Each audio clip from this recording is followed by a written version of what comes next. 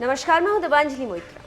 मध्य प्रदेश की राजनीति बड़ी अजीब है। पिछले 10 सालों से शिवराज ने अपने सभी विरोधियों को किनारे कर दिया, चाहे बाबूलाल गौर हो, उमा भारती हो, कैलाश विजयवर्गीय हो या नरोत्तम मिश्रा हो, सभी को अपने दांव से पस्त कर दिया।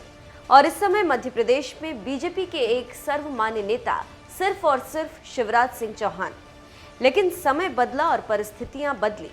शिवराज को टक्कर देने के लिए एक और नेता आ गए और यही बात शिवराज के मन में खटकने लगी। फिर शिवराज ने उस नेता को पटखनी देने की सोची और अब उस नेता को दे भी दी पटखनी। पहले हम मामले को आपको बताते हैं कि आखिर हुआ क्या कि शिवराज की एक बार फिर उनके चाहने वाले तारीफ कर रहे हैं। जी हाँ, आपको याद हो तो मध्य प्रदेश में सरकार कांग्रेस के टूटे हुए नेताओं की वजह से बनी और उनके नेता बने ज्योतिरादित्य सिंधिया। जैसे ही ज्योतिरादित्य सिंधिया बीजेपी में शामिल हुए, शिवराज समर्थकों को खटकने लगे। इसीलिए शिवराज समर्थक नेता ज्योतिरादित्य सिंधिया के समर्थक नेताओं को किनारे लगाने की सोचने लगे। हम पुरानी बात करें उससे पहले ताजा मामले की चर्चा कर लेते हैं। बात यह है कि ग्वालियर महापौर के लिए ज्योतिरादित्य सिंधिया और शिवराज समर्थक भिड़ गए और दोनों खेमों से खींचतान शुरू हो गई कि किस खेमे के नेता को ग्वालियर महापौर का टिकट मिलता है।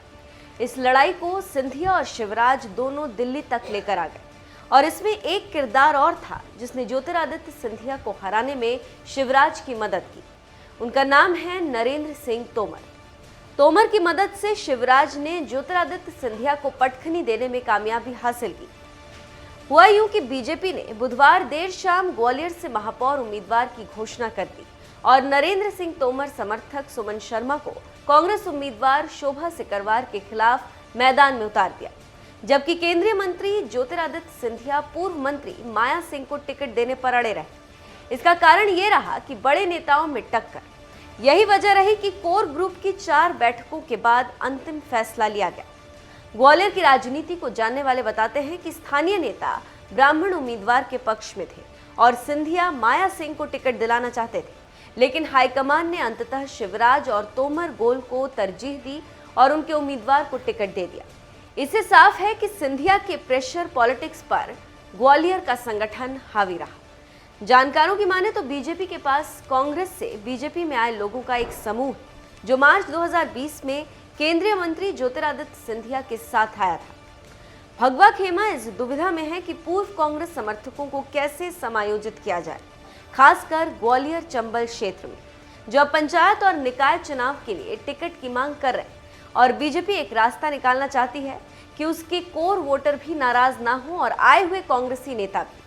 लेकिन कांग्रेस से आए नेता और बीजेपी के पुराने नेता आपस में टकरा जाते हैं, जिसका नतीजा दोनों खेमों के नेता अपनी इज्जत पर ले लेते हैं और फिर ठन जाती है। और जब ठनती है तो भोपाल से लेकर दिल्ली तक हंगामा होता है और टेंशन हाईकमान की बढ़ जाती है। फिर मान मनोबल के साथ फैसला लिया जाता है, लेकिन समर्थक इसे हार जीत के नजरिए से देखते हैं और ग्वालियर महापौर के चुनाव को भी तोमर शिवराज समर्थक अपनी जीत मानकर पीठ थपथपा रहे हैं, जबकि सिंधिया समर्थक हार पर चुप है। देखना होगा कि बीजेपी चंबल की राजनीति कैसे ठीक करती, क्योंकि ये चुनाव तो लोकल है। जब 2023 में विधानसभा की लड़ाई होगी तो क्या होगा।